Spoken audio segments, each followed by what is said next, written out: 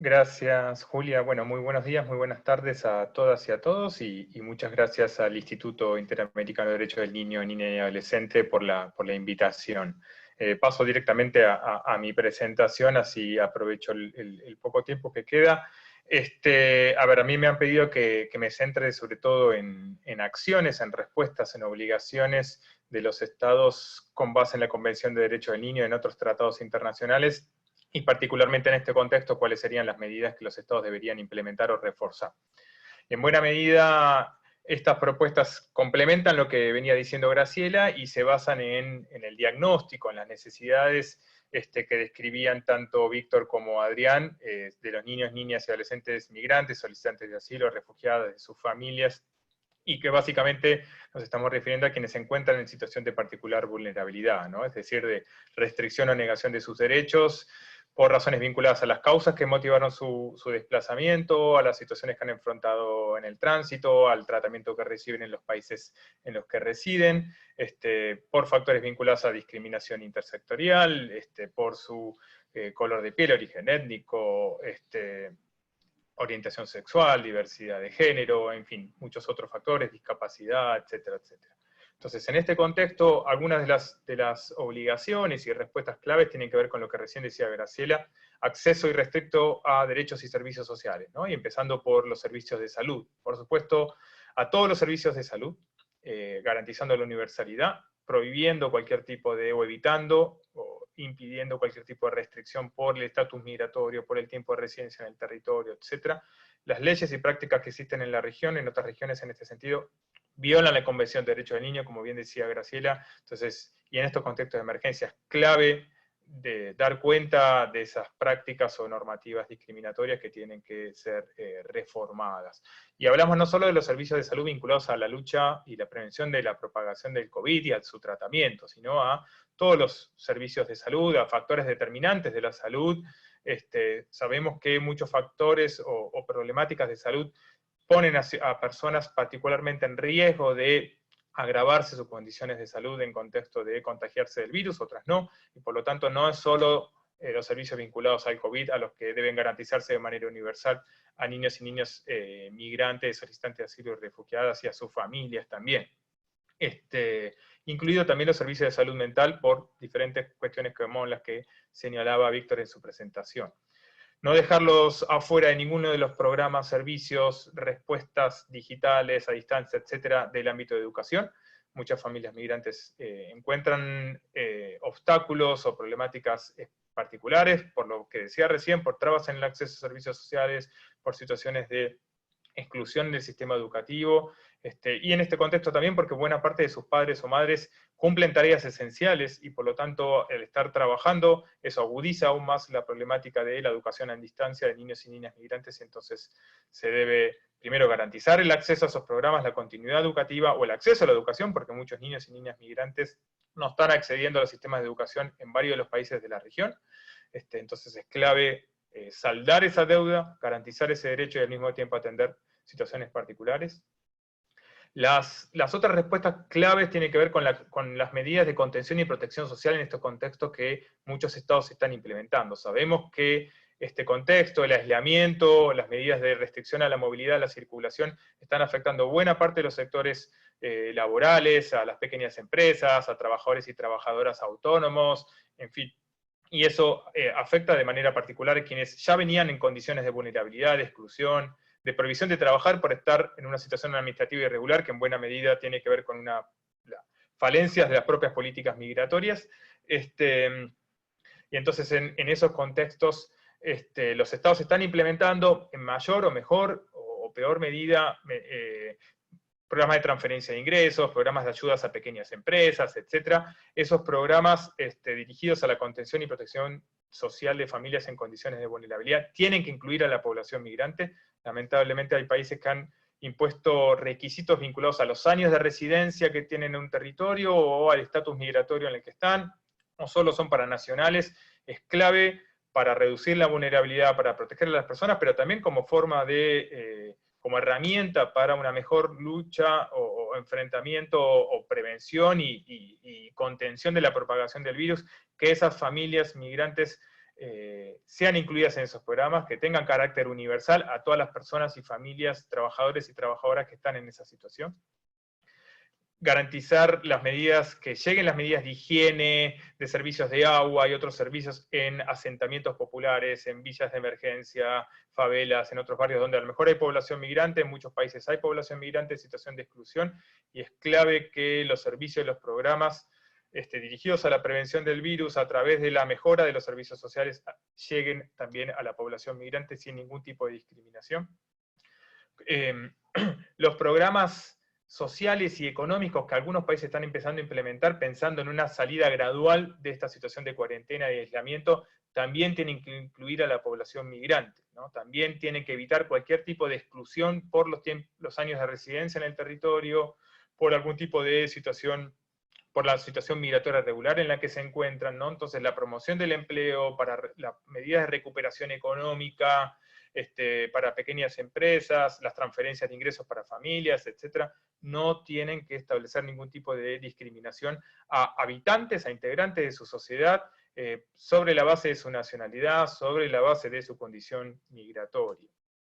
Y por supuesto, como bien decía Graciela, también tiene que haber programas que tengan en cuenta específicamente la situación de niños, niñas y adolescentes migrantes o solicitantes de asilo no acompañados, ¿no? Los niveles de vulnerabilidad y desprotección de derechos que ya tenían en la región latinoamericana, en otras regiones, antes de la crisis, deben exigir un reforzamiento y saldar las deudas que había en términos de cómo los sistemas de protección de infancia locales y nacionales venían respondiendo a la niñez migrante y refugiada no acompañada, ¿no? En estos casos es aún mayor la necesidad y la urgencia de atender a esta población en situación particularmente de vulnerabilidad. El segundo como grupo de obligaciones y de políticas a adoptar tienen que ver con el impacto de medidas y políticas de control migratorio. Algo mencionaba también Graciela al respecto, ¿no? Uno, punto fundamental y urgente, abstenerse de aplicar medidas sancionatorias por irregularidad migratoria, ¿no? Detención, expulsión, devolución en frontera. Lamentablemente se están dando casos en el continente americano y quienes trabajan en la frontera México-Estados Unidos están lidiando con esta situación de manera particularmente grave, ¿no? Entonces, eso es como un punto de partida. La segunda, de vuelta complementando a Graciela, la erradicación de la detención migratoria de niños, niñas, adolescentes, familias, y en este contexto diría la erradicación de la detención migratoria, como afortunadamente algunos países, aunque hubo que esperar una pandemia global, lo están haciendo, por ejemplo en el caso de España,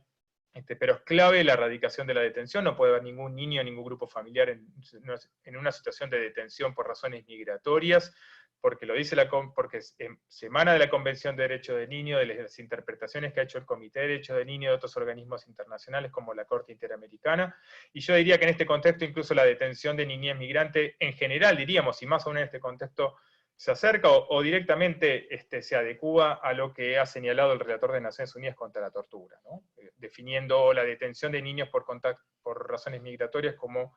modalidades de trato cruel, inhumano y degradante. En esta misma línea, los estados también se tienen que abstener de expulsar personas por situación migratoria, ¿no? de aplicar estos mecanismos o herramientas o sanciones frente, por ejemplo, a irregularidad migratoria. Lamentablemente también ha habido casos, incluso ha habido casos de personas deportadas, mientras al mismo tiempo había indicadores de testeo positivo del coronavirus, y lamentablemente aún así en esos contextos se han dado casos de expulsiones. Otras medidas, atender las situaciones de separaciones familiares que se habían dado incluso por razones de expulsión migratoria previo al COVID, ¿no? Todavía hay muchas familias a lo largo de la región que han sido separadas, niños y niñas separadas de sus padres, por ejemplo, niños y niñas nacionales por haber nacido en el país de destino, cuyos padres han sido deportados, y con lo cual en este contexto esa vulnerabilidad en la que estaban se ha agudizado de manera grave, y es clave atender ese tipo de situación. Y también pensando en control migratorio y control de fronteras, me parece que también es clave que los estados, independientemente de las razones válidas para restringir la circulación en aras de reducir la propagación del virus, es clave que garanticen el acceso al territorio de niños, niñas y adolescentes solicitantes de asilo, a los efectos de ejercer el derecho al asilo, que no puede ser prohibido en modo alguno en contextos de emergencia, porque más grave que sea la emergencia, hay que compatibilizar y complementar los intereses en juego, y no poner a uno encima de otro, es posible complementarlos, lo mismo que la protección de niños y niñas no acompañados en contextos de frontera, sean o no solicitantes de asilo, ¿no? Me parece que el clave es mantener las obligaciones de carácter humanitario, de protección de refugiados y refugiadas, y de derecho de niñez en contextos fronterizos, aún en casos de pandemia, o más aún. Una de las últimas medidas tiene que ver, y es clave para todo lo que acabo de decir, que es los programas de regularización migratoria. Los estados tienen que promover, facilitar la regularización migratoria. Y no solo por contexto de pandemia, la experiencia de los países de América Latina o en general, que más han facilitado la regularización migratoria por vías permanentes y accesibles de regularización, solo tienen indicadores positivos de esas medidas. Los que no hay un aumento de la migración irregular cuando se regulariza, no hay un efecto llamada, no hay país del mundo que haya evidenciado eso, sino al contrario. Los países que más han restringido el acceso a una residencia regular o impedido el cambio de categoría migratoria, solo han generado o han fabricado una máquina de irregularidad migratoria con todas las problemáticas sociales, económicas, de inclusión social, etcétera, que eso tiene, y por supuesto que impactan de manera particularmente grave en los niños, niñas y adolescentes. Entonces, es fundamental que se garantice la regularización migratoria, una residencia regular, como medida de protección de derechos, de inclusión social, de desarrollo, pero también como parte del paquete de medidas y políticas de prevención, contención y ojalá erradicación del COVID-19. Por último, como otras de las medidas claves, obviamente la lucha contra la xenofobia, ¿no? Me parece también que en contexto de emergencia es clave reforzar o empezar, porque lamentablemente una gran parte de los países tiene deudas enormes en cuanto a elaborar políticas de Estado con objetivos de corto, mediano y largo plazo contra la xenofobia, para la erradicación de la xenofobia, y otras pandemias que lo complementan en muchos casos, como el racismo, que se complementa trágicamente en buena parte de nuestras sociedades. Entonces, políticas de Estado contra la xenofobia, lamentablemente los discursos de autoridades y en el ámbito de la comunicación, en el marco de la pandemia hay cierta, con mayor o con mala o buena intención, de exacerbación de la nacionalidad, del nacionalismo, en una lógica proteccionista que invisibiliza que nuestras sociedades son diversas, compuestas por personas que nacieron en esos territorios, que vinieron de otros territorios, pero que todos conforman una comunidad social, económica, política, cultural, etcétera, de familias, de vecinos, de vecinas. Entonces la comunicación debe pensarse de manera estratégica, es sensible, y una exacerbación del nacionalismo, aún sin mala intención, puede generar una profundización de las problemáticas, de la vulnerabilidad, de las circunstancias y condiciones en las que están niños, niñas, adolescentes y familias migrantes. Para cerrar, y a pesar de todas las problemáticas que señalamos y todos los retos que hay pendientes en lo urgente, pero luego mediano y largo plazo, creo que también este contexto tan particular, tan inédito, es una oportunidad para visibilizar lo que estamos viendo cada vez más en las redes sociales, en los medios de comunicación, en el barrio, en las comunidades. Es lo que venimos diciendo quienes trabajamos en este tema, y sobre todo las propias familias y personas y organizaciones de migrantes y refugiados y refugiadas en nuestras sociedades, que son parte de nuestra comunidad, que son ciudadanos y ciudadanas, aún a pesar de las restricciones de derechos y de acceso a condiciones de vida digna que sufren de manera cotidiana. Son parte de nuestra comunidad, son parte de nuestra sociedad, por lo tanto tienen que ser parte de las políticas públicas, de las políticas para generar condiciones de vida digna, para generar igualdad, inclusión social, y la lucha contra las inequidades que señalaba Víctor al comienzo de su exposición, ¿no? Entonces me parece que también tenemos que pensar como oportunidad, y para que los estados, a la salida de esta pandemia, pensemos seriamente, discutamos seriamente, evitemos salidas facilistas, xenófobas, excluyentes. Hay ahora, por ejemplo, en el contexto de Chile, un debate, una propuesta de debate urgente de una ley que lamentablemente no sería un aporte positivo en términos de inclusión social y de mirada realista, efectiva, hacia una política migratoria que se adecue de manera